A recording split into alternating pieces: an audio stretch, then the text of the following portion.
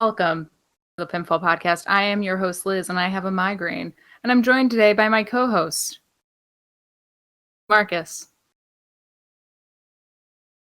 Mr. Consistent. There he is. And unfortunately, we are not joined today by our special guest host, Kat. That's because Kat is off partying, celebrating being 8 years old. Yeah, celebrating her birthday with some pals because she can't get COVID while we can. Cats actually can get COVID, except they're vaccinated against it regularly. Apparently, I think they are. I know that cats they're regularly vaccinated against COVID, or it's just something they can get. So, if your cat got COVID, it's probably because it was just cat. Well, they're probably vaccinated against SARS. I know that they're it's what, she gets her rabies vaccine and then she gets her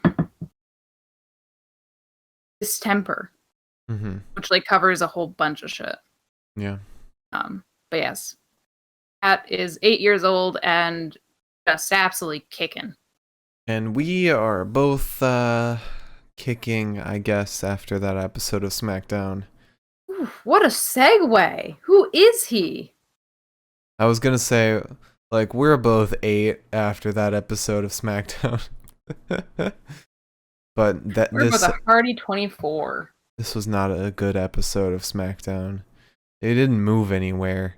Stayed in the same place just throughout the entire thing. My God. This was bad. Yeah, this was definitely not my favorite episode.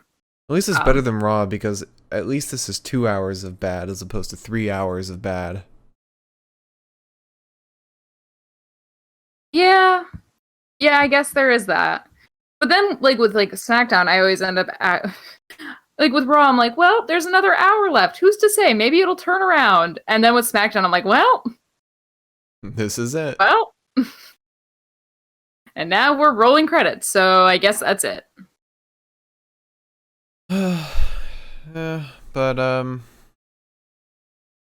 So what do we have today? We had a street fight as our main event between Jay and DB. We had Logan Paul. That's what I should have titled the stream. Logan Paul. Really work the algorithm. We had yet another loss for Shayna Baszler. Carmella's first appearance in a while. And some tag team action leading up to a fatal 4-way for the title next week. Which makes me wonder, will anything happen with the title at Mania? I want to point out that we're both wearing all black today. Good. Look like little cat burglars.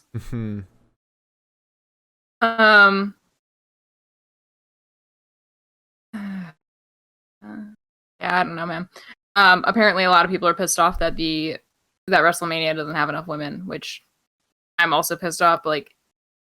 In one of those, what do I fucking expect kind of ways. But they're not done announcing everything yet. They're still gonna announce some more. True.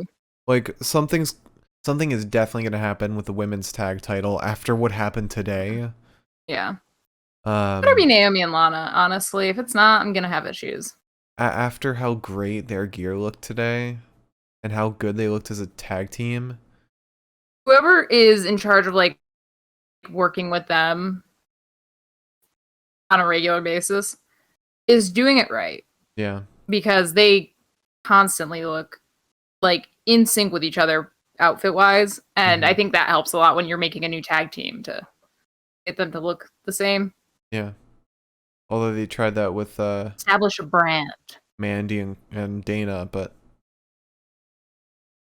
dude, Dana was wearing baby blue and Mandy was wearing light denim, and I was like, it's not the same.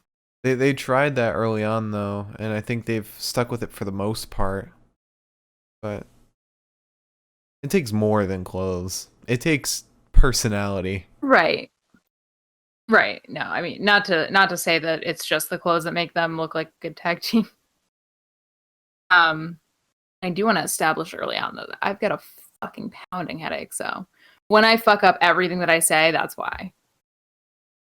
But we also got with the men's tag team, Alpha Academy is really, really looking like they're gonna take the title. You know what? Let them. Yeah. Fucking Dirty Dawgs every goddamn week. Disappointing me. Consistently. They didn't even give us the new song today. They just gave us Dolph's old one. That's what I mean. Yeah. Glorious Domination is a fucking like you know, it's perfection. It's a beautiful song. It sounds amazing. Dolph's song sucks. Dolph's song sucks ass. Why? Like, I at least was ready to settle after a certain point with the new song. I was like, fine, I'm not getting anything else. It can't get any worse than this. And then some guy fucking sitting back in WWE headquarters was just like, yeah, because I mean, it's on Spotify now, but you would think that they would actually play it on TV. But we can talk about the specifics once we start talking about the episode. We also got some action from Seth and Cesaro, but that's very little. I don't want to talk about that right now either. But yeah. So you want to move into the? Oh wait, Miriam said if we can get Burn It Down back, then there is still hope for Glorious Domination. There is. And you know what's the best part is that if the Dirty Dawgs end up breaking up at any point in time, fuck, like that's not gonna hurt me. So I'll get everything that I want. If they break up, I have a feeling Robert Roode would just become one of the jobber guys. No, not Robbie. Oh, yes, Robbie. The guy they didn't give a shit about till now, and even then they don't really give a shit about. He was stuck in Canada. Yeah, but they gave him one WWE title shot as his return, and then since then he's just been flat as a fucking piece of concrete. To be fair. Really, in my humblest of opinions, the only people that aren't flat as a fucking piece of concrete in the tag division for the men on SmackDown are the Street Profits, and that's Alpha Academy. Sure. After what we saw today? I don't know, man. I'm not sold on any of that shit. I feel very contrarian today, and that's mostly due to my headache, but I don't know. I would love to see Rude on NXT again. He'd be I have never seen any of that. He'd be a great breakaway from their somewhat consistent personalities. He'd be less like edgy and serious, and more like a Pete Dunne. Pete's edgy and serious. What are you talking about? Well, it would be like a Pete Dunne mixed with a Johnny Gargano, you know? Like egotistical while also bruiser. While also bruiserweight. I don't know the adjective for or the brutal. There we go. There you go. Do you want to start the news because we do have a couple things to talk about today? Yes, there's a few things to talk about. I've got some stuff, I think. Well, that's good because I don't actually have that much that's that interesting. I just meant like I've got a lot of headlines. Oh, bless my soul, I'm dying. Okay, so what do we want to talk about first? Let's talk about non-WWE shit first. Real quick, the thing I have to talk about has to do with Chris Jericho, so if you have anywhere to throw that in. If it's about what I'm going to talk about, then I'm kicking your ass from afar. It has to do with him being on the Broken Skull sessions, but bigger picture. Okay, well, we'll talk about it soon. Okay. So bad news for AEW, sort of, kind of. Bad news for somebody that I care about deeply. Sweet Pac. Pac. Which one is it? It's Pac. Pac. Thank you. Because the way I see it, it's X-Pac and Pac. Gotcha. All right. Well, Sweet Pac, my dear, fucked his ankle up. Ooh. Like bad. I guess he fucked it up in. Let me see here. Oh God, I guess he got his ankle fucked up during the Battle Royale. Oh, really? Yeah. I guess he hurt his ankle when he was eliminated. And so now he is out for an indeterminate amount of time. And it kind of sucks because like he and Rey Fenix had their whole thing going. So From what I heard, he was like a big contender for the AEW World Championship. It was like Christian would come in and challenge for it to sort of just put him in the spotlight, give him a main event scene, and then bring in Pac as the next one. yeah. That sucks. Yep. No one really knows how serious it is. No one knows how long he's going to be out for. I don't even think AEW really knows how long he's going to be out for yet. So usually the longer I feel like it takes for people to be like, well, he's going to be out for this long, the longer he's out for. Yeah. Other news. Apparently the New Day raised over $11,000 selling their Brody Lee gear. Which is just fucking impressive. Yeah. I just wanted to toss that in there. So, in addition to that, I also wanted to talk about, just as like slightly smaller pieces of news, the participants for the Andre the Giant Battle Royale, which I'm going to continue to call Battle Royale, and if anybody ever fucking corrects me, I swear to God, it's on site.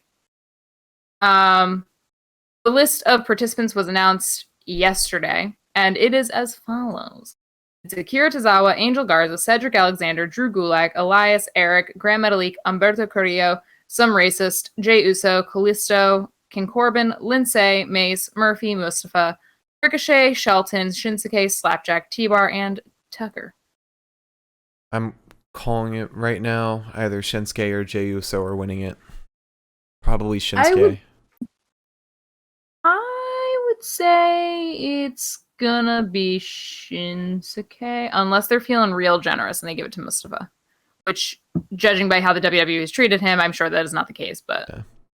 I just because I feel like he's got a lot of promise coming back, like of what he can give. I mean, I'm sure. Yeah, he's got promise, but WWE won't see it. Right, that's what I'm saying. Is if they're being nice, maybe. They're never nice. Not to Mustafa. But it's gonna go your problems. It's gonna go to whoever gets a walkout during that. Honestly, watch the two who walk out are like Tucker and Shinsuke, and Tucker ends up winning.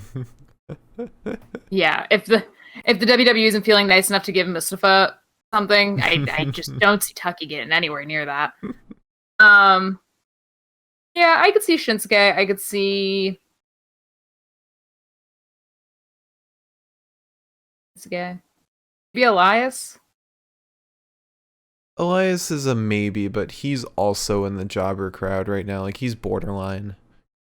Him and Riker have been jobbers for Damien. I don't know that name. Yeah, I don't know, man.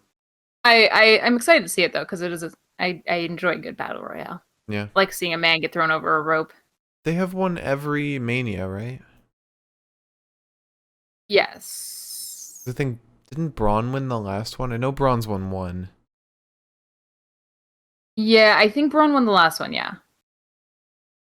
It's nice to not have somebody that big in the mix this time. Besides, I mean, T-Bar and Mace are actually fucking huge. Who am I kidding? That's what I'm just thinking. They're big guys working together. They're massive. They want to be co-champions, and I said, I don't know if that's how that works, but I trust you both. And protect Slapjack at all costs. And eliminate Mustafa. So speaking of, do we want to do speaking of Angel Garza, or do we want to do speaking of Shelton and Cedric? You choose. Shelton and Cedric. I'm gonna do Angel just because this is less important news. Don't know why you asked. Because you helped me make my decision.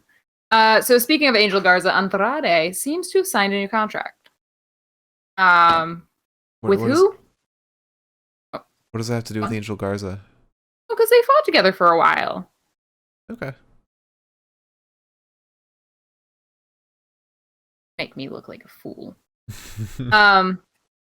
But yeah, so we knew that he didn't have a 90-day non-compete. And the only reason people are saying that he may have signed a new contract is that he tweeted an image of himself with a piece of paper and like a pen in hand.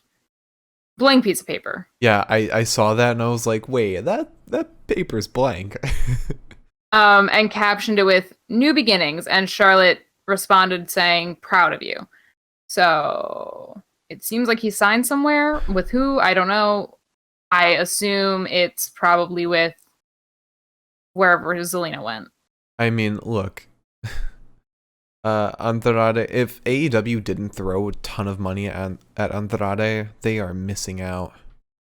I don't think that they did, only because it seemed like in interviews he wanted to go somewhere that wasn't America. And a lot of people are like, but he's with Charlotte. How could he do that? And it's like, well, that's why we have phones, baby.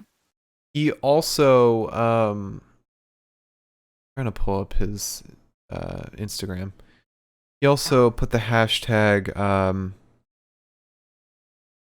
La Sombra, which is his former persona when he was a masked wrestler. Didn't he also tweet a picture of that? I think so. Well, he tweeted a picture asking like whether people would want to see La Sombra or Andrade. Gotcha. You know, I'm just happy for him. He seems fucking happy as hell right now. Yeah. So good for him. I mean, he's not just sitting and catering. Yeah, actually getting screen time now will be great. All this fucking hair. Jesus. Imagine Kenny Omega versus Andrade. I don't want to. I hate Kenny Omega so much. Why do you hate Kenny? What did he do? I don't know. He's got a punchable face, dude. He's got a punchable little face. He does, but that's why I love him. No, see, I'm a sucker for that. That immediately triggers my fight or flight, and it's always fight. It also helps for me because he's allied with the Good Brothers, and I love them. I do miss. Anyways. Speaking of Shelton and Cedric, apparently no one in the Hurt Business wanted to split up. And on top of that, it's been like a massive blow to morale backstage. Yep. And apparently, so you told me apparently MVP and Bobby went to go speak to Vince before this all happened. And I read in an article that made Vince dig down even deeper. And I said, oh my God. I think MVP talked about this. He did like an interview or something, and he talked about it.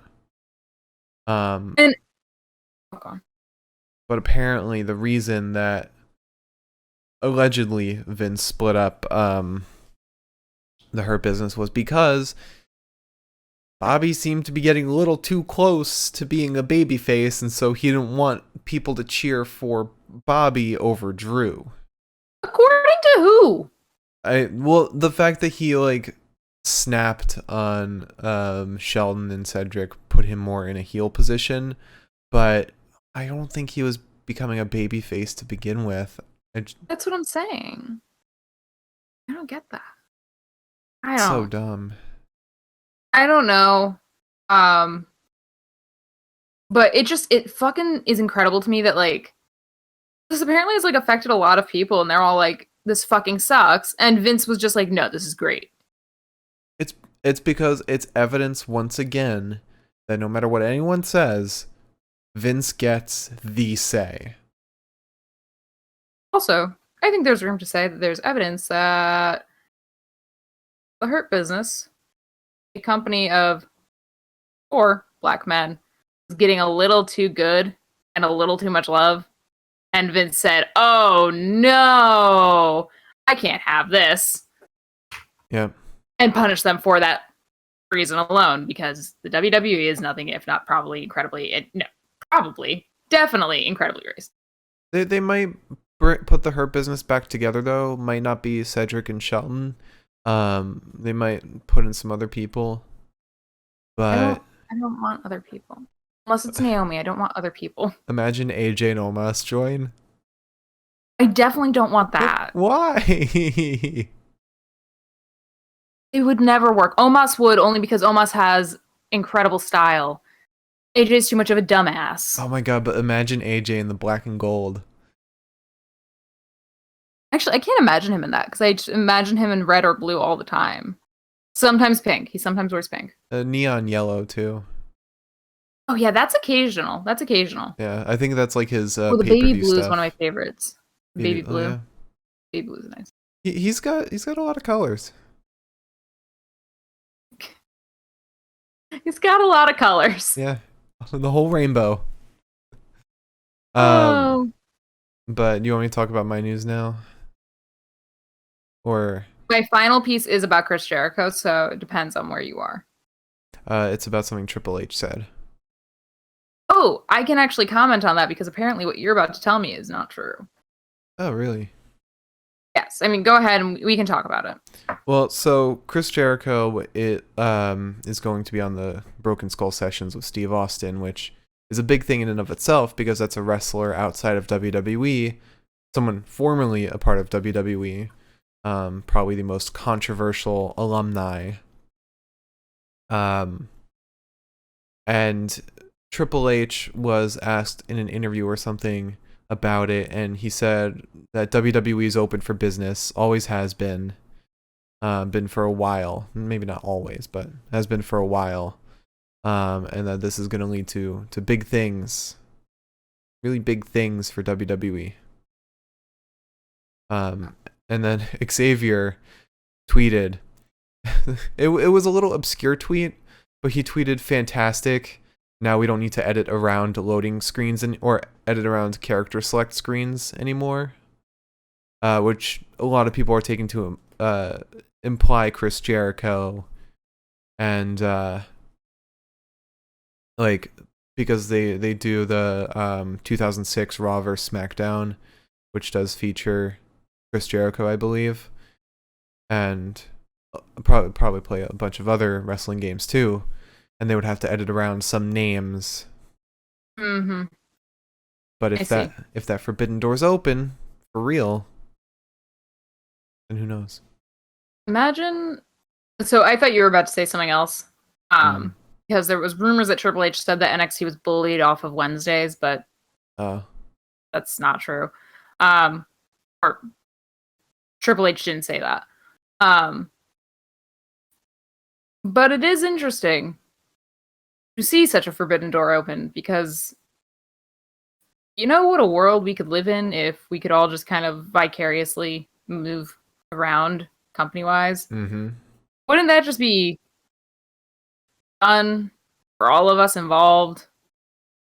People could stop like being so fucking elitist about which wrestling brand they watch.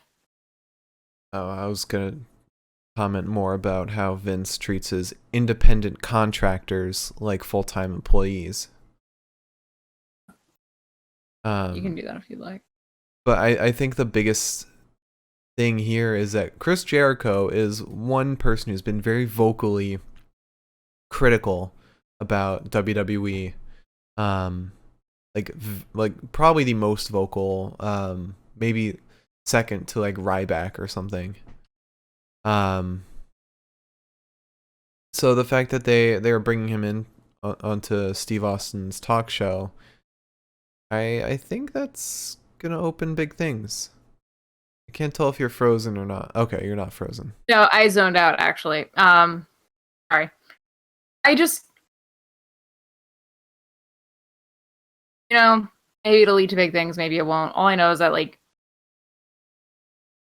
I don't know, man. Fuck Chris Jericho. I mean, yeah. But big picture. I hate the big picture. I hate it. Probably won't even lead to anything anyway because while Vince is still in a position of power. So until he's lowered into the grave. Probably. Or a victim of dementia. But even then, I think he'd still be in that position of power. Yeah. Unfortunately, Vince will probably be around for as long as humanly possible. Yeah. And potentially inhumanly possible for certain aspects. Yeah. All right. Is that the news? I think that's the news. All right. Well, now we have our episode, matches and promos. And boy, howdy, was this an episode? This was something. This was a promo-heavy episode, I think, because Eesh. I've really only been doing notes on matches lately, just to give myself some time to breathe and like enjoy wrestling. Because taking pages of notes on wrestling can be a little exhausting after a point. But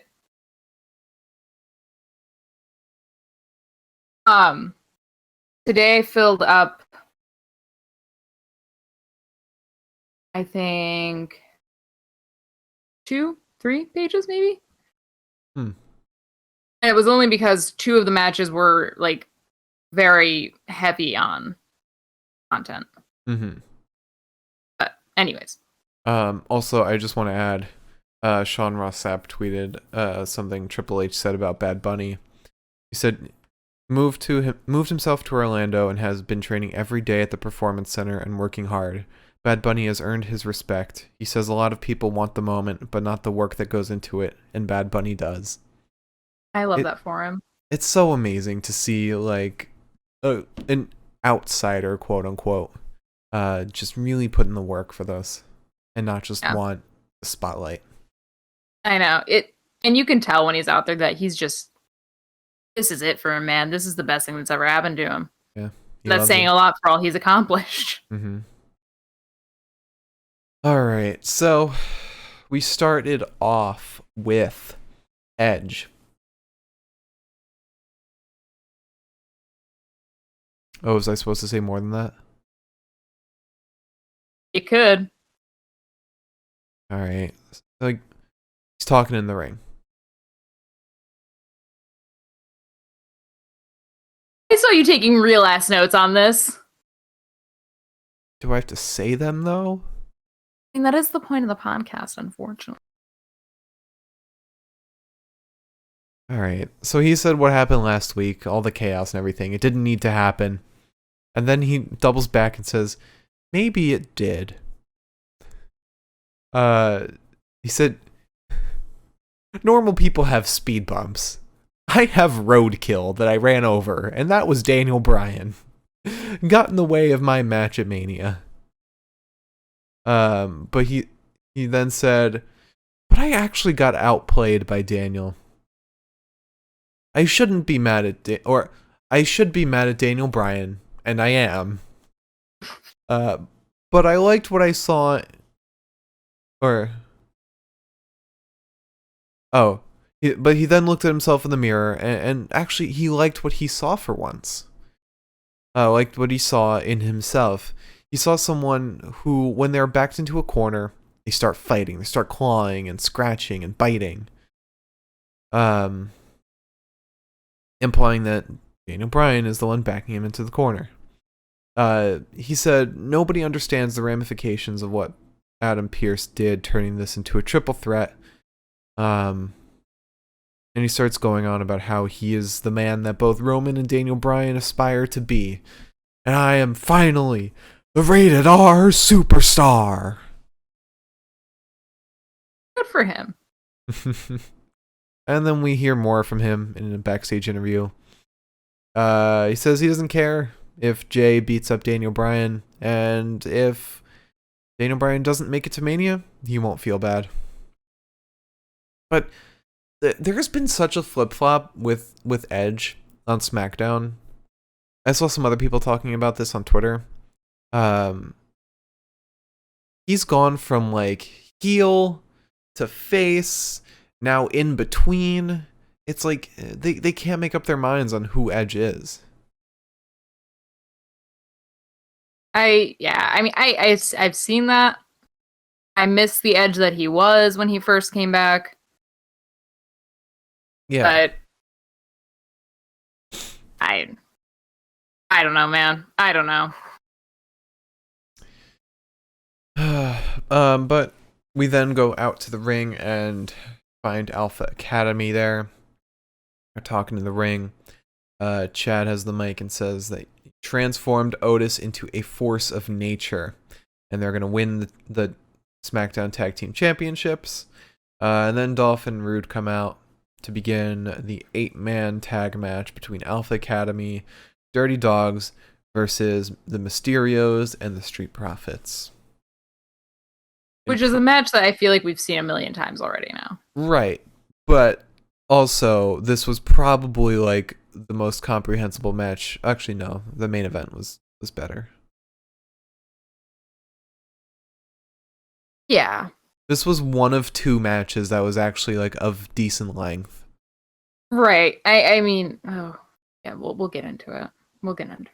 Mm-hmm. So we start with Dom and Dolph. There's a DDT to Dolph from Dominic. Rude tries to get involved, and Ray Hurricane Rana's him out of the ring. Montez and Dawkins then help Alpha Academy out of the ring by lowering the rope as they run at them. We get a seated senton from Ray to Rude. Dominic crossbodies Dolph, who's also ringside now. Montez flies out onto Alpha Academy. The match breaks down from the get-go, and it continues to break down, actually.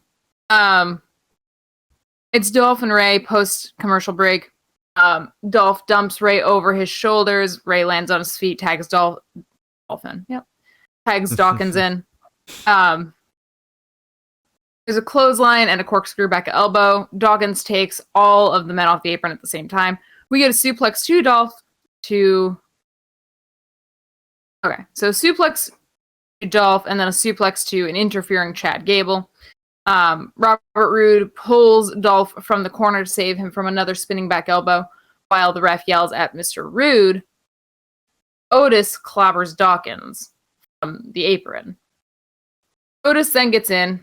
We get some double axe handles to Dawkins. He then whips Dawkins into the buckles with a hell of a lot of power.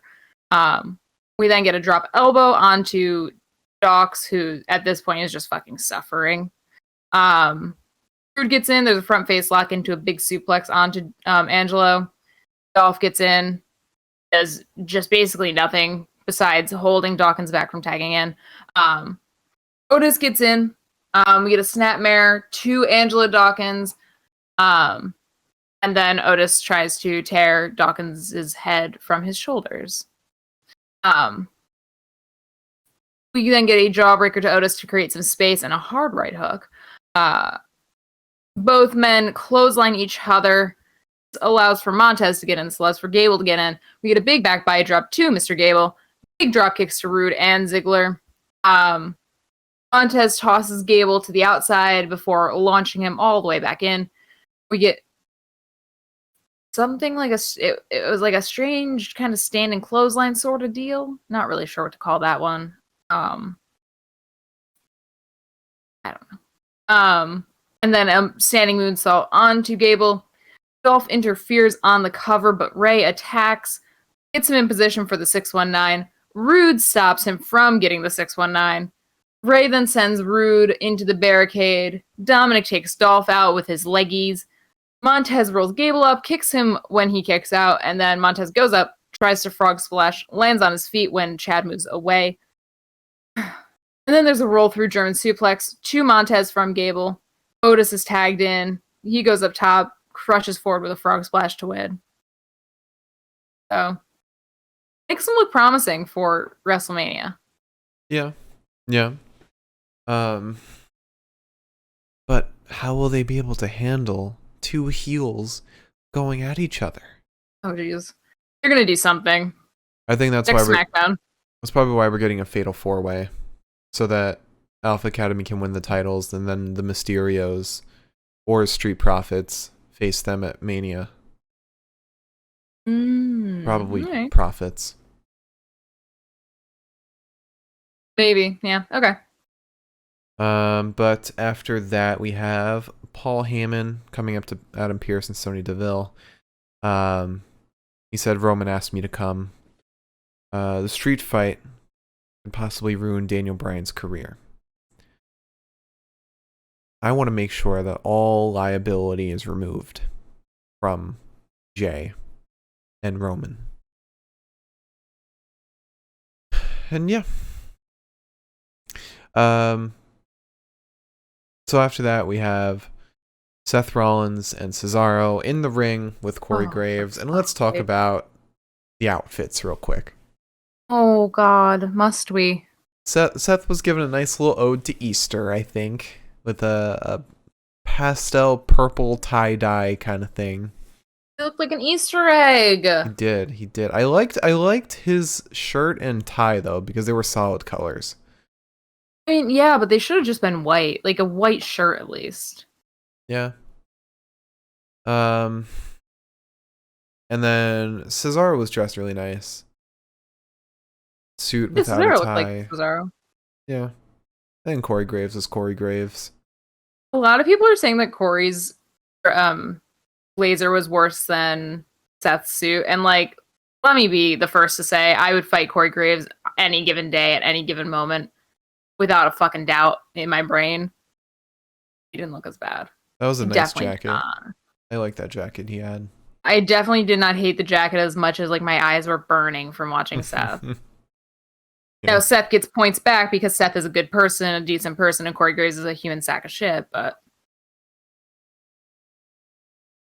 I'm excited to see what drip Seth pulls out for Mania. if he calls it drip, I'm not He's watching. called it drip many times now on TV too. I understand. I'm just saying that at WrestleMania I should be exempt from that at least. He's gonna like be standing over Cesaro, yelling at him like, "I got the drip." No. So anyway, they're all standing in the ring. Cesaro said that he won't fail. But then Seth goes off about how he's had like the best WrestleMania moments. Like he compares some of the best matches and best moments of WrestleMania and says, "Well, I had the best heist of the WWE. I've had so and so match. I've taken the title. Blah blah blah." But then Cesaro says he wouldn't be here if he didn't know he could beat Seth Rollins. And he knows he'll embarrass Seth as well. But then Seth said he is unshakable. But Cesaro said, not unswingable. And then Seth gets all mad and starts yelling. He's sick of Cesaro getting under his skin. Seth said he's going to end Cesaro's dream right now. He gets in his face, and Cesaro just says, take a swing. That was like kind of hot. I'm gonna be honest. Really, really great stuff from Cesaro. Then we have Shayna and Nia backstage walking with Reginald. They walk into Carmella. And Nia just says, you didn't treat my guy well at all, did you? I hope... Oh no, I don't want that. I was gonna say I hope we get Nia and Carmella for a match. And winner gets Reginald. But then again, I'd have to see Reginald again. Yeah, I'm tired. I'm tired of this whole fucking experience that we've been having.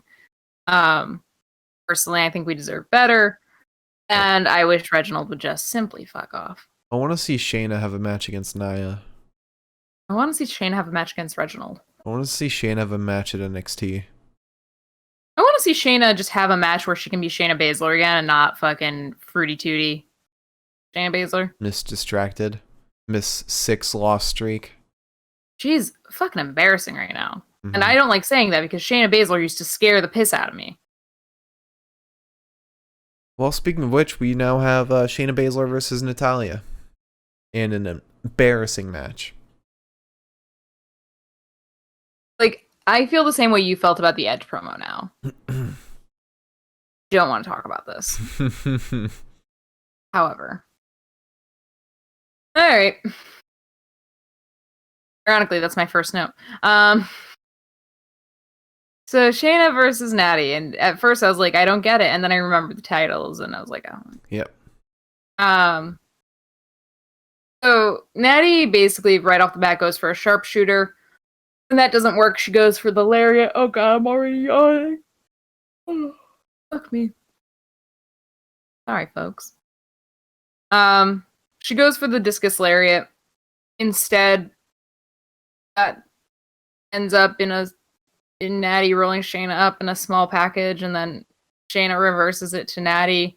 Sort of how it was probably supposed to happen with Apollo and Big E. Shayna reverses the small package onto Natty, and then it's reversed onto Shayna, who just takes the fucking pin. And that's the end of the match. Nia attacks Natty, and then it's a fucking free-for-all, and Tamina gets involved, which, thank God I love Tamina. At least we get like a little bit of Tamina tonight. Tamina gets involved, and then fucking Riot Squad gets involved, and then the fucking Blonde Ambition to what they're called? boring to be on TV. Yeah, well, that's what they used to be called, Blonde Ambition, I think, or I made that up in my head. It's kind of funny because it's like Blind Ambition. Because they don't really deserve anything that they're getting at this point. But yeah, Mandy and Dana get involved, and then after Mandy and Dana, we get Lana and Naomi, thank fucking God. And then after Lana and Naomi, I don't think we get anyone else, do we? No, I don't think so. And Carmella, who's been watching backstage this whole time, is approached by Billie Kay, which thank God again that we're seeing Billie Kay again. And Billie Kay gives her resume, and Carmella seems kind of interested because I think Carmella's like, ooh, I could get the title if I teamed up with Billie Kay. Yeah. I think it's more of I could use Billie Kay to distract my opponents. But I have a quick tweet from Sean Ross Sapp. Shitty fucking match. Yeah, I know. Okay. A quick tweet from Sean Ross Sapp. It has nothing to do with what we're talking about. But we should just have a segment called a quick tweet from Sean Ross Sapp, because I feel like this happens every episode now. Yeah. He said Triple H confirms that AJ Styles has pestered him for a WrestleMania match.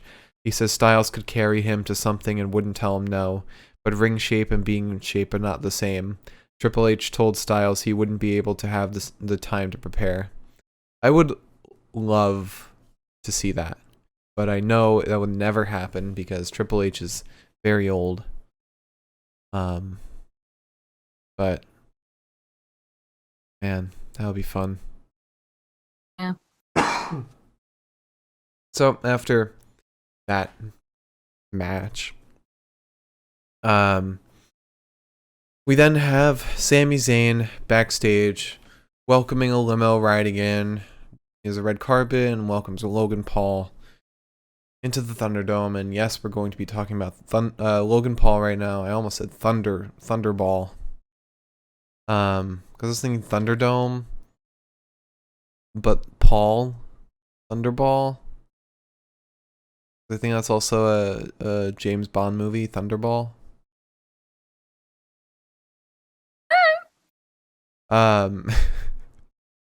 So Sammy walks out and is introducing the trailer premiere. He then introduces Logan Paul, who has his own walkout and everything. And we get some Sami Zayn dancing. We get some Sami Zayn dancing, which is good. He looked good. He did. I've seen some GIFs. He looks great. He's got moves. He does have moves. I also, you know what? I'm gonna be honest. I think having Logan Paul involved with Sami Zayn, I think that's like the best route they could have gone if they're gonna include Logan Paul in anything. At least it's funny to have this guy be put with like the craziest heel in Smackdown. He's a piece of shit, but like at least everyone besides Sami Zayn is kind of like making fun of Logan Paul. I guess I feel bad for Sammy though, because I feel like this is like the last person Sammy would want to actually be put with. Yeah, I mean the fact that he had to call him like a humanitarian or something. Said he's standing up for the oppressed. Oof, yeah, he said that shit. And my brain was like, oh. All right, so Logan Paul comes out. Sami Zayn dances. Sammy says Paul stands up for the oppressed by coming today. He then invites Logan Paul to join him at WrestleMania. Logan Paul says he'd be honored. And then they start playing the trailer. And then Logan Paul... Oh, they play the whole thing. But then Logan Paul says that when he was in the locker room, Kevin Owens approached him. And he called... Or when Sammy was in the locker room, Kevin Owens approached Logan Paul and told him that Sammy's neurotic. And so Sammy, being heartbroken about that, is kind of ripped apart, and Logan is kind of not really siding with Sammy at this point, which, like, how can anyone right now? But then Kevin Owens runs in, gives Sammy a stunner, and then as he walks out, he just pushes Logan Paul to the side, which I like that. You're getting the big name involved. You're getting the massive name of Logan Paul involved. Have it fit the story and not forcing him into somebody's storyline. Like, he could have very easily sided with Kevin Owens at the end, just because he's now against Sammy. But Kevin Owens would not want Logan Paul to be a part of his story. He's already said he doesn't care about Logan Paul. Yeah.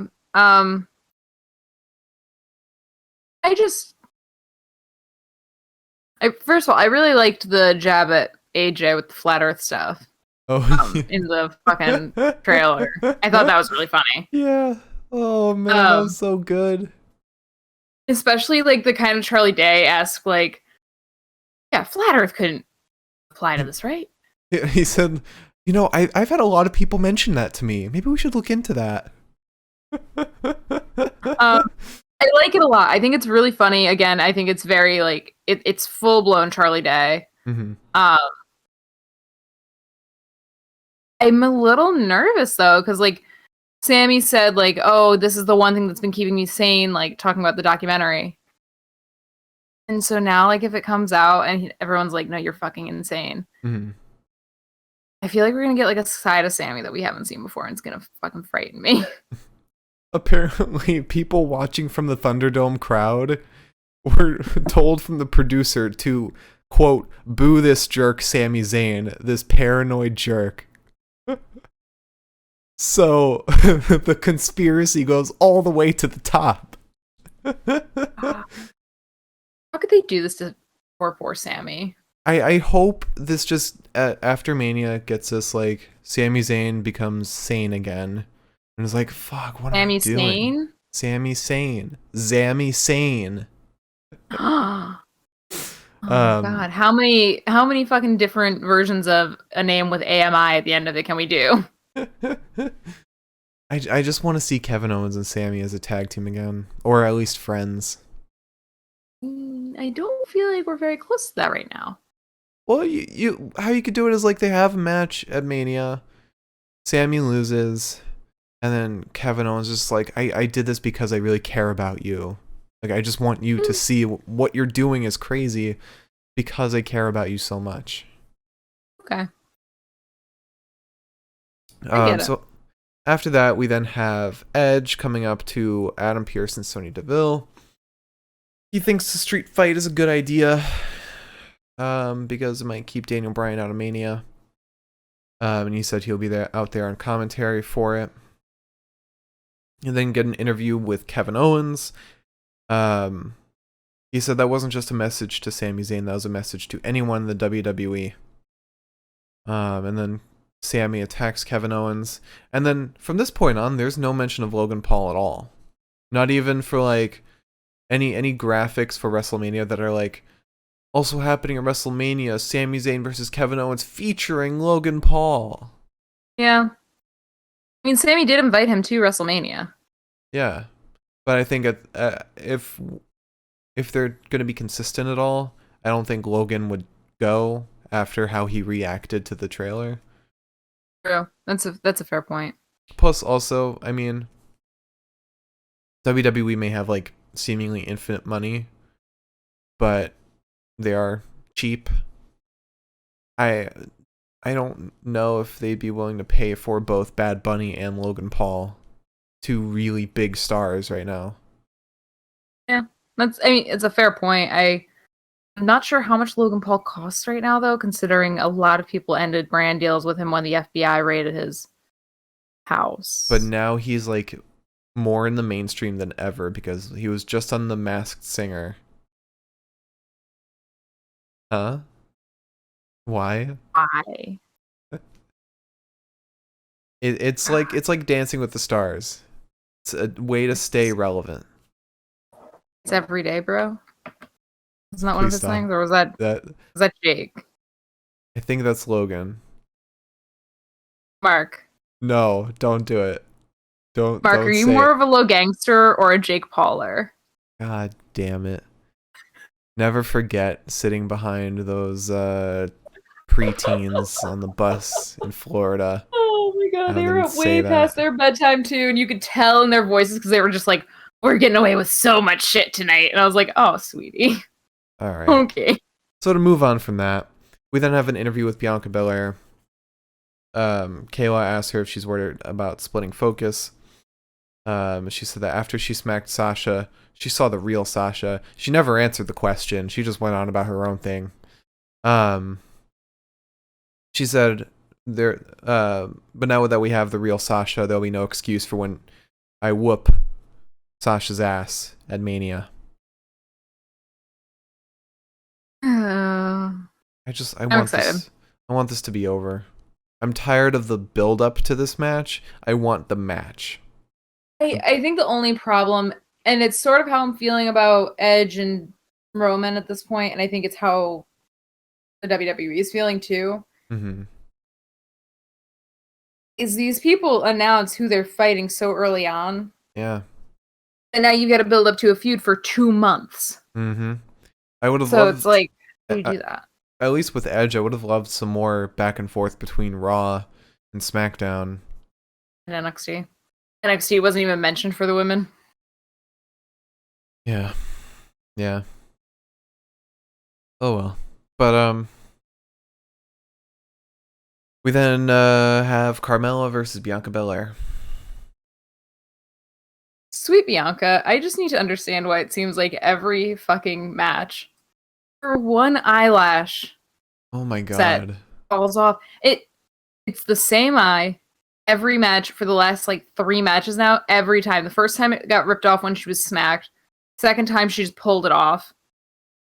And today she was like adjusting it to make sure it was still there, and I was like, I thought it fell off at Fastlane too. I don't know about that. Hmm. Yes, no, it did. I'm saying her last 3 matches, and that was Okay. 2 matches ago. 'Cause that's like 2 weeks ago. Yeah. It's just funny to me because like it's such a universal struggle, I feel like, where like with one eye it's super easy to do everything, in the other eye for some reason it's just not. I know for a fact that if I were her, I'd be in the same position. Yeah. Consistently. So Carmella attacks Bianca during her walkout, just starts fucking wailing on her, throws her into the steel steps. Carmella then tries to choke out Bianca, who slams her into the buckles. There's something that happens that I'll talk about at the end of this because I don't know where it fits in, but it's something that I've talked about before that just fucking drives me up the goddamn wall. Carm begins choking Bianca out against the ropes, but Bianca lifts her and goes to powerbomb her. Instead, Carmella punches her several times and then head scissors Bianca. Carmella then stomps on Belair and yells a lot. That's what I was trying to fucking say there. Does her typical Angelica from the Rugrats screeching. Before a huge clothesline fucking flattens her. And I said, thank you, Bianca. Belair then parkours off of Carmella. Don't know what the move was called. That's what I'm just going to say. And then does a saucy little kip up. I know what word to use there. She punches Carmella all over the place, fakes her out with the idea of whipping her with her braid. Instead, kicks her under the jaw and then punches her. Belair goes for the moonsault off the ropes, but Carmella runs away from that. Doesn't stop Belair from getting the KOD off onto Carmella, landing her right on her fucking knees. And then at the end, as Bianca's like, hell yeah, I just fucking won, Sasha attacks her from behind, and Bianca says, we're not doing this tonight, we'll do this at WrestleMania. And I said, there's still a whole nother SmackDown episode before then, what are you talking about? So two things that I noticed other people complaining about, and I felt seen. First thing, I cannot stand Corey Graves on the mic when Carmella's wrestling. Like, I understand, y'all fuck, that's great for you, have fun. Goddamn weirdos. I don't need to hear that shit. Like, Corey was talking about something completely not related to Carmella and Bianca, and then Carmella's song started, and he was like, oh, my heart's beating faster, and I was like, oh god. My house, in front of my cat. And then the second thing that annoyed me, which we've talked about before. I think the two most common people who do this shit are Lacey and Carmella. But there is an obnoxious fucking trend that we've seen before of white women using the hair of black women as, like, something to use in a match. I think this happened when Carmella was trying to pull Bianca up by her hair when she was up on the turnbuckle. I think that's when it happened. I didn't see it happen, but I heard about it happening. It's just... No, it did happen. Carmella tied Bianca's braid around the rope. That's what happened. That's worse. It's the Lacey Naomi thing again. What doesn't register? It makes. How do you not understand how that's wrong? There's there's a reasoning behind it being Bianca because her hair is a weapon by her. Like, she uses her hair as a weapon. Yeah, but you shouldn't be putting your fucking hands on anyone's hair for starters, but on a hair of black women in particular, you should not be fucking touching that. Like, I mean, there's a million other things you could do. Oh, yeah. Yeah, it's wrestling. Do you see fucking anybody, like, using Drew's hair as a prop at any point? No. And he's got long-ass hair. Adam Cole's long-ass hair. I don't need that shit. Mm-hmm.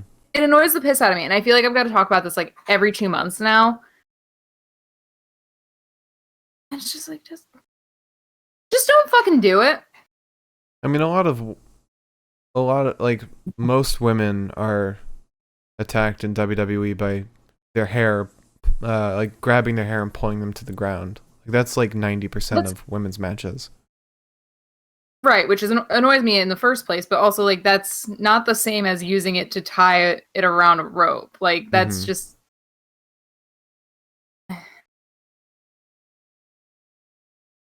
It just fucking...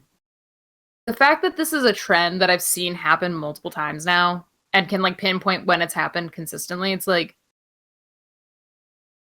For fuck's sake. Just absolutely for fuck's sake. Mm-hmm.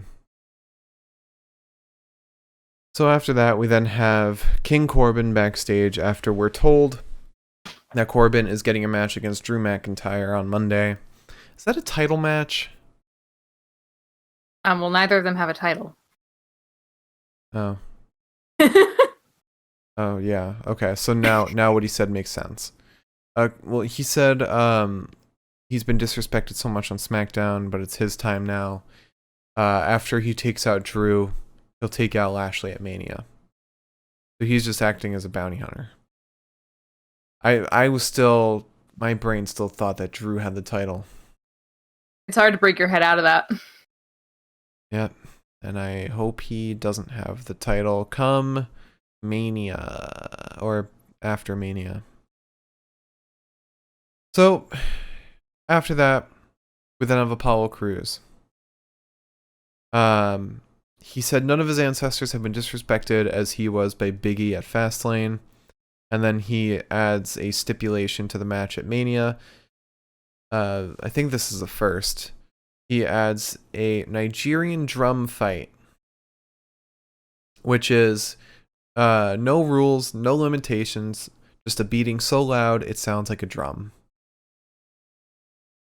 And that just sounds like unless there's going to be like drummers there, like Nigerian drummers. That just sounds like a convoluted way to say no holds barred match.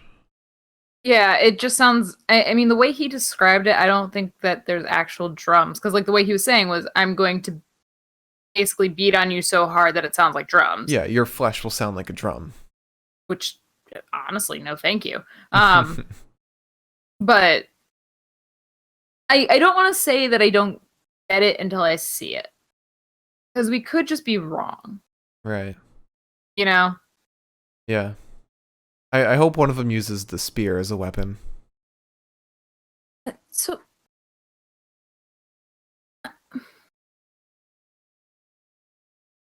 What? is it like a street fight basically where they can use whatever they want? Is that the vibe? I thought it was just kind of like a beatdown. Street fights, and I think the only difference is a street fight you can be pinned on the outside, I believe. But a no holds barred match you have to be pinned in the ring. Right, which makes sense because if you're in a street fight, a literal street fight, there is no ring. Right. So yeah, that's the difference. Hey, listen, I think we've got an opportunity here to think that we might be getting a cool, different match.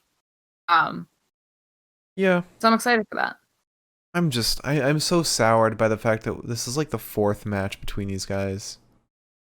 I wouldn't be as soured, I think, if it weren't for the fact that the last match between the two of them the second to last match at Fastlane was dog shit. Yeah, that was bad. And I watched the most recent Botchamania where they talked about it, and it was definitely fucked up. I'll have to watch the new Botchamania then. I'll watch it with you because I enjoyed it. Okay. So, and finally, the last promo after that, Edge and Paul Heyman are in Gorilla before Edge goes out. Paul Heyman said WrestleMania should be Edge versus Roman, but the bastard Daniel Bryan inserted himself. There's a lot of colluding between these two. A lot of colluding between Roman and Edge. There's a lot of colluding happening all over SmackDown, it seems. Yeah. Yeah. If only Vince would collude with his own coworkers. Fuck. So, to wrap up the night, we have Jey Uso versus Daniel Bryan in a street fight. So to start, my deepest apologies because I fucked up my notes for a part of this. Oh, did you? It was hard for me to follow for a little while, and I don't know why. I think it was just because my head was starting to hurt more. However, okay. Go with the yawning. So Daniel Bryan attacks early, but immediately runs into a back elbow from Jey. Bryan is thrown from the ring. Jey meets him out there, gets punched up a little bit. Jey is then driven into the barricade, and then Daniel Bryan is driven into the barricade. Twice, actually. Jey then gets a steel chair, and Daniel Bryan runs at him right into said steel chair. Jey gets himself into the ring, get chair shots to Daniel. Jey then gets up top, goes off the ropes for a frog splash, goes right into the canvas. Daniel Bryan is standing ready with the chair Jey brought, and now we got some chair shots on Jey. And at this point, Roman comes out. Jey is in the corner at this point. We get a running drop kick to Jey. And then Uso hits him in the back with a super kick. Or hits him back with a super kick. If I know what I'm saying. He then takes the chair, sets it up in the corner, and tosses Daniel Bryan right on into it. And then he goes and gets some chains. And I said, okay, so we're like having like a real little street fight. All right. Fun. I prefer when street fights have a ton of different stuff, but I'll take this for what it was worth. So Jay gets some chains. We get a clothesline to Daniel Bryan with those chains, and then another hit right to the face with them. He frog splashes onto Daniel Bryan after relieving himself of those chains. Daniel is then sent face first into the apron once they are ringside again. He is then sent side first into the steel steps. Jay, at this point, has removed the top flight of steps and is setting up for a suplex off of them, but Daniel Bryan won't budge, punches back to the Uso, and then suplexes Jay off of those steps. We then get some chair shots to Jay ringside, and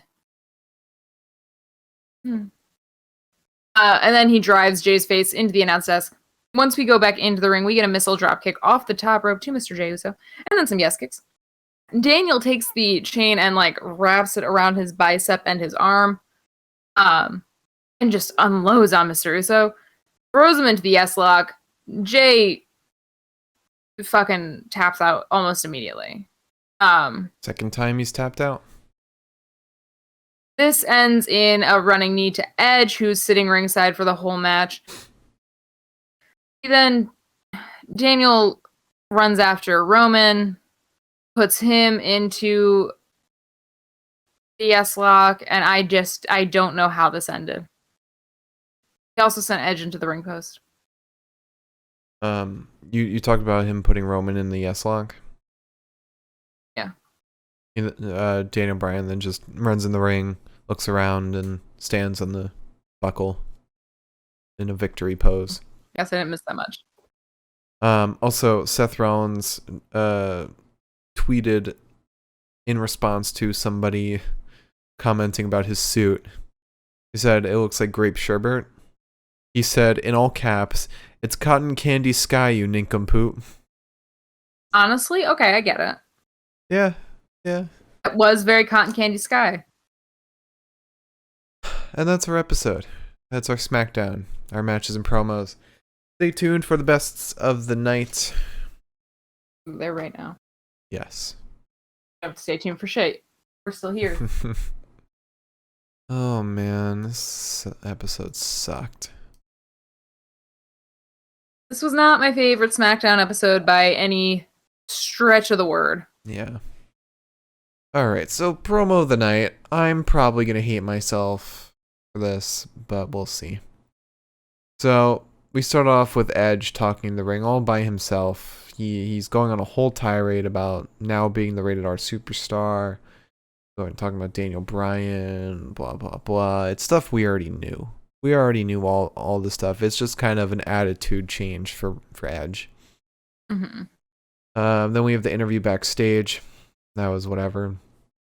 Alpha Academy talking to the ring, just hyping themselves up. It's nice, but I mean, it's nothing substantial.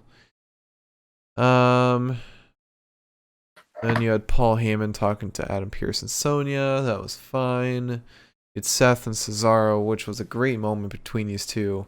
Mostly for Cesaro, for just being an absolute troll to Seth. I can't wait for this match. It's gonna be amazing. Then we had Shayna and Nia backstage with Reginald running to Carmella. That was okay. That was whatever. Carmella and Billie Kay. That was fun. Whatever. Then we had Sami Zayn and Logan Paul. Now, I do want to talk about this for a bit. Oh dear. Because the segment itself, if you separate Logan Paul from it, it was fantastic. Sami really did an amazing job. He did such a good job presenting the trailer. The trailer looked great, by the way. It didn't. I was worried about them just picking out parts where Sami looked crazy and kind of making it into this thing that Sami would just hate. But it actually it looks like something Sami would make.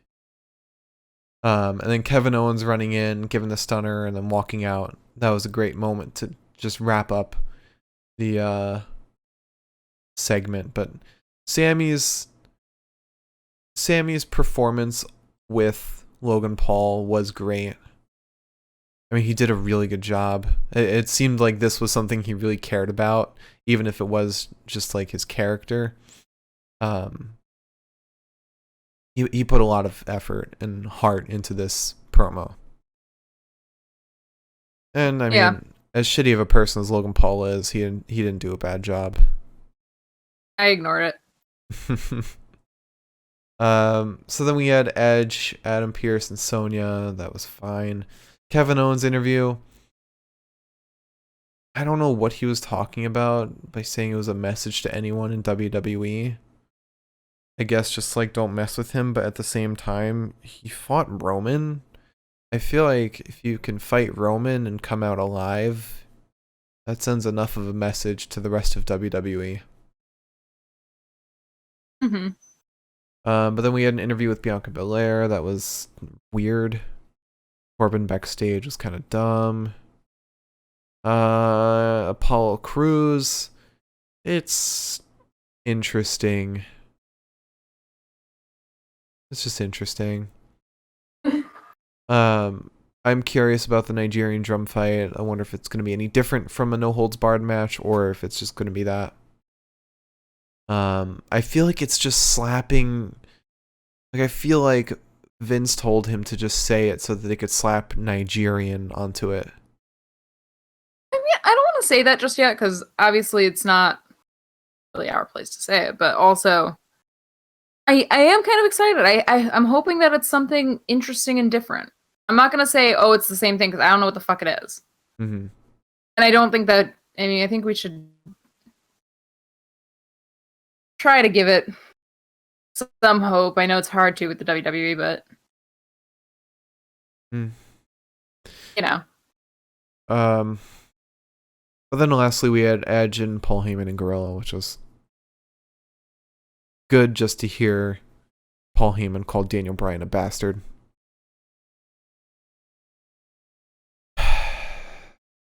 They're really gonna make me do it. They're really gonna make me do it. No. No. No. What else is there? What else is there? No. You want me to give it to fucking Alpha Academy? Just talking in the ring? Can you leave the aggressor off of the tag when you talk about it? Sure. Thank you. So, with the aggressor, you mean Kevin Owens? No, the aggressor of my evening. Yeah, so my pick for promo of the night is Sami Zayn's documentary trailer. I'll go with you on it, but I'm not going to be fucking happy about it. That's for goddamn sure. There was nothing. There was I know. nothing today. I know. I'm sorry. It's just causes me genuine pain. But it's like, it was a great segment too. Like, it was really well done. Whoever's been in charge of doing video packages lately is doing a fantastic job. Remember last week how it was like all Universal title stuff and like that's all the focus was on? Nothing else really had any like significance. Mm-hmm. I feel like they just removed the focus on the Universal title and just kind of fizzled all of that away. Like nothing had any focus at all today, except maybe Sami Zayn. That had the most focus, only because Logan Paul's name was attached to it. I get it. All right, so you like realizing that I actually have a fucking face behind all that hair? You have a face? I know. That's weird. This is as big as my head actually gets. Oh, that's weird. All right, so Wrestler of the Night. Oh man, this is... God damn it. Alpha Academy and Dirty Dawgs versus the Mysterios and Street Profits. Who the fuck did I pick? I picked Montez Ford, I guess. I picked Montez. Yeah, I mean, he looked good. I mean, Ray was barely in. Dominic wasn't in at all. Dawkins didn't do anything. Chad Gable was fine. Otis was barely in. Dolph was whatever, and Rude also barely in. I guess Montez. After that, we had Shayna Baszler versus Natalya. God, I guess I'll give it to Natalya. I don't know. It was just 3 roll-ups, and that was it. That was the match. Then we had Carmella versus Bianca Belair. I'll give it to Bianca, even though that KOD looked really bad. That was a bad KOD. It wasn't as good as it's been, that's for sure. It's a shame because I really like watching Bianca wrestle. But just the women tonight were not. And again, it's a further shame because the women, like last week, were pretty impressive. I had a good time watching the women's matches. Mm-hmm. And then today we were just back to the same shit. Yep. But it just felt like Bianca rushed through her move. Like, I felt like she just did it too fast. You know? I just wonder if maybe they were like told they were running out of time. I don't know, because that match was super short to begin with. Well, both of the women's matches fucking were. Yeah. Yep. So then we had Jey Uso versus Daniel Bryan to wrap out the show. And my pick for wrestler of the night is Daniel Bryan. He looked great, especially if you compare him to anyone else who wrestled today. I almost want to give it to Jay because of his argument with Edge during the match. But I don't think anyone brings up hype better than Daniel Bryan, especially in this situation when he's the underdog. I get it. Daniel did look good. I can't deny that. I'm on the same side as Edge though with the whole I don't think Daniel Bryan needs this chance, but what do I know? Doesn't change the fact that he did a good job in the match. Yeah, that's fair. You're right. Before we go on to match of the night, you didn't give us our top 10. Oh, thank you for reminding me. So, this is actually an interesting... I don't know who I'm supposed to actually be supporting right now, bud. So, we now have the special segment every Friday. The update on the top 10 of the Pinfall Podcast Power Rankings of WWE. This one's interesting because it includes somebody from NXT UK. Who is number 10? One half of the NXT UK Tag Team Champions, Sam Stoker, is number 10. Lewis Howley was number 11. They're tied, but Stoker just made it at 10. Number 9, one of the NXT Cruiserweight Champions, not the good one, Jordan Devlin. Devil. Number 8, the current WWE Champion, the almighty Bobby Lashley. Bobby. Number 7, the current United States Champion, loves his scooter and loves botching promos, Riddle. Number 6, the Universal Champion, the one reason everyone tunes in to Smackdown for, Roman Reigns. The big dog. The big puppy. Number 5. Right, number 5? Yeah, number 5. The current NXT champion. One of the most talented people in NXT. Also, shockingly old for his looks. Finn Balor. Number 4. One half of the Raw Tag Team, or the Women's Tag Team Champions, Shayna Baszler. Number 3, the other half of the Women's Tag Team Champions, Nia Jax. Number 2, the current Intercontinental Champion, Big E, the highest ranked title holder. Okay. And then number 1, not a title holder. The only one on this list who does not have a title at all. Former WWE champion, Drew McIntyre. Oh boy. All right. Yeah. Yep. Currently 11-2. Okay. And interestingly enough, Mansoor is creeping up. We gotta start watching 205 Live again. No, we don't. We started watching it.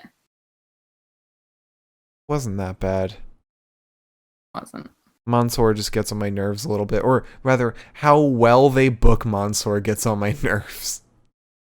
There's no reason for him to be like, what is he, 40-0 right now? I think the problem that I have with him is very specifically just, if you're going to be 40-0 on fucking 205 Live, I should be able to see you somewhere else too. Right. He's on Main Event. I should be able to see you on a network TV show. Or pay-per-view. Yeah, like... Takeover. It almost feels kind of insulting, I guess, in a way, to be like, yeah, you're going to have this illustrious 40-0 record, dude, or whatever it is right now. But you're going to be on one of our least watched shows. Have fun. Miriam said as of tonight, 44-0. So put him on fucking Smackdown or something. Don't give him this beautiful fucking record if you're not going to actually use him in, like, a network, I just came up with a great idea that WWE, if you're listening right now, you can steal this as long as I get a little credit. So he's on 205 Live, the Cruiserweight division. Right on. Have Santos go up to the man who is 44-0 and say, you're undefeated right now. I want to end your streak. If you're so tough and you're so good at what you do, why don't you have a championship? Why haven't you gone for a title at all? And so he basically challenges Mansoor for a title match and beats him to end his losing streak or end his winning streak, or Mansoor finally gets a title, which I feel like if you're 44-0, you should have a title. Fair enough. Okay. I just it just blows my mind sometimes because it's like it feels like a slap in the face. Like, you're gonna do so well, but no one's gonna see it really, because I don't know a ton of people who watch NXT. Yeah, I don't know a ton of people that watch NXT. I don't know who I talk to on a daily basis, but apparently I'm lost. But it's just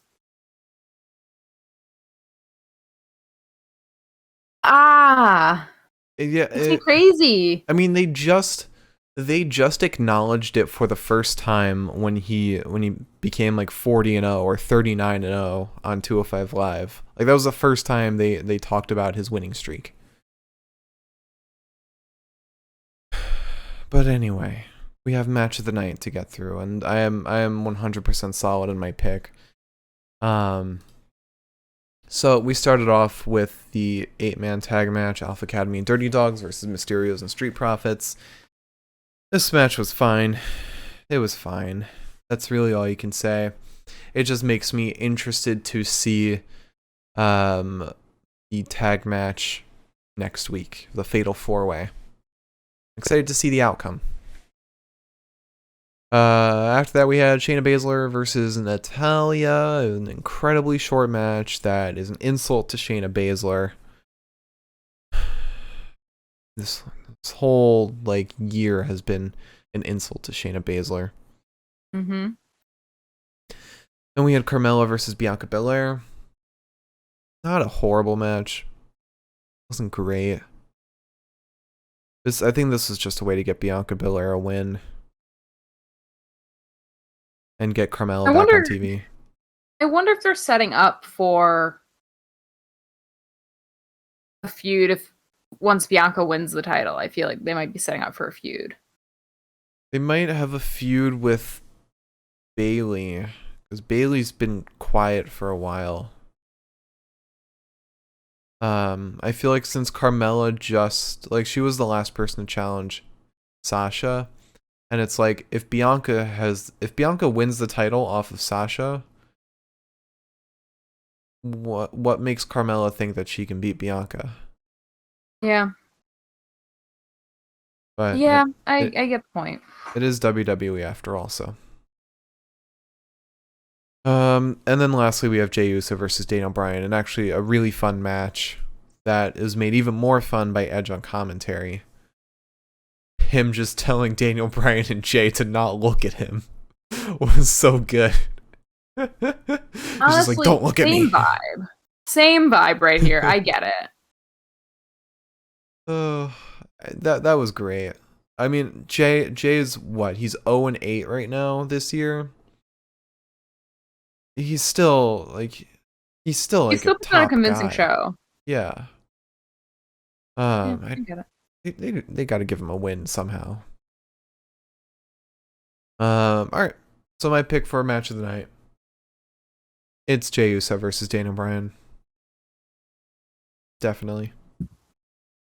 Yeah, I hate to say it, but I agree with you. I didn't want it to be this, but everything else was just too either hairy or just disrespectfully short. Yep. It's like you have Raw, which is too long and drawn out, and then you have SmackDown, which is too fast and short. There's no middle ground. There is. It's called NXT. Yeah, I was gonna say the one show that I actually enjoy. I don't know, man. So to run it back, our promo of the night, Sami Zayn's documentary trailer. Wrestler of the night, Daniel Bryan. Match of the night, Jey Uso versus Daniel Bryan. Oh, Liz, would you like to tell everyone what's coming up next week? No. Okay. Thanks for watching. Yeah, I guess I will. Because unfortunately, you know what's coming up. Join us on Monday, where we watch Raw so you don't have to. Because we'll be watching Raw. So you don't fucking have to. That's the sacrifice we make. It's gonna be a show, for sure. It's gonna be something. It's a go-home show, so it's not gonna be good. It's gonna be bad. It's gonna be real bad.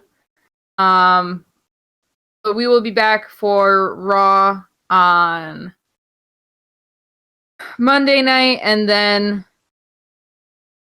the week of hell begins.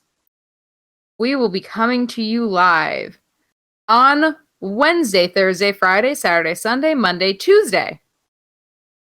And then you'll never hear from us again. We'll probably be dead at that point. After the week WWE's putting us through, they should make like the week after WrestleMania just like recap days where nothing happens and It's a highlight show. Yeah, just give us a clip show. But we will be coming to you live all of those days. So basically between now and next Tuesday. How many days is that? Saturday, then 7 days. Sunday, Monday, Tuesday. So between the next 11 days, we will be coming to you live for 8 of them. Kill us. So we really hope you'll join us. We're going to be fucking exhausted, but we enjoy doing it, so we hope that you'll join us, have fun with us, and watch Liz probably get most of her predictions wrong. So, speaking of predictions, oh, yeah, if you want to talk about that. Oh, I was just gonna say I get my vaccination on Tuesday, so I might be just absolute a pile of shit for Wednesday. But anything I can do to save the world. But speaking of Wednesday, tune in on Monday after Monday Night Raw for our predictions for TakeOver, Stand and Deliver. We will not only be showing our predictions, but we will be trying to show the Cat's predictions. They will at the very least be on YouTube at a separate video. but we will try and show them on the stream. Try and figure out a way to do it that's seamless and won't, cause technical difficulties. Yes. But we still have some more to film, because some more matches have been announced. I must reiterate, it is very difficult to hold a cat that's seeing treats being put on the ground for her back. Yeah. I felt like fucking like Steve Irwin, just like, no. And we also have to do WrestleMania predictions as well. We should probably start doing the Cats WrestleMania predictions this weekend. Yeah. Maybe we do like a couple matches a day. Yeah. We're going to bring her to the vet and they're going to be like, why is she so much fatter? And be like, listen, it's for a podcast. Oh, that sounds so bad. It's okay. We've been lightening up her dinners so that she has room for this. And we play with her more. Yeah. All right. So, thank you all for watching. Subscribe, follow, support the show.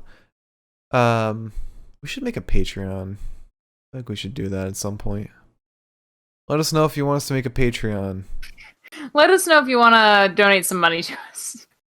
Give special perks or whatever. We could have a Q&A session. I will answer some Q's with some A's. After the best of the night, we could do like a Q&A section where we answer questions off of Patreon. I mean, I love talking about myself, so that's fair.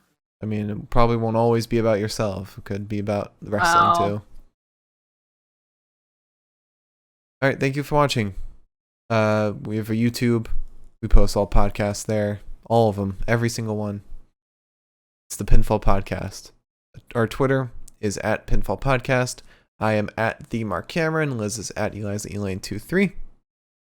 And join us on Monday for Monday Night Raw and our Takeover Stand and Deliver predictions, which it will be worth tuning in to Raw so that you can catch our predictions. And the Cats predictions, let's be honest, that's probably the biggest draw here. You can see her eat food. It's fun. I haven't even seen the video yet, so. Yeah. It's not impressive. Alright, thanks for watching. See you on Monday.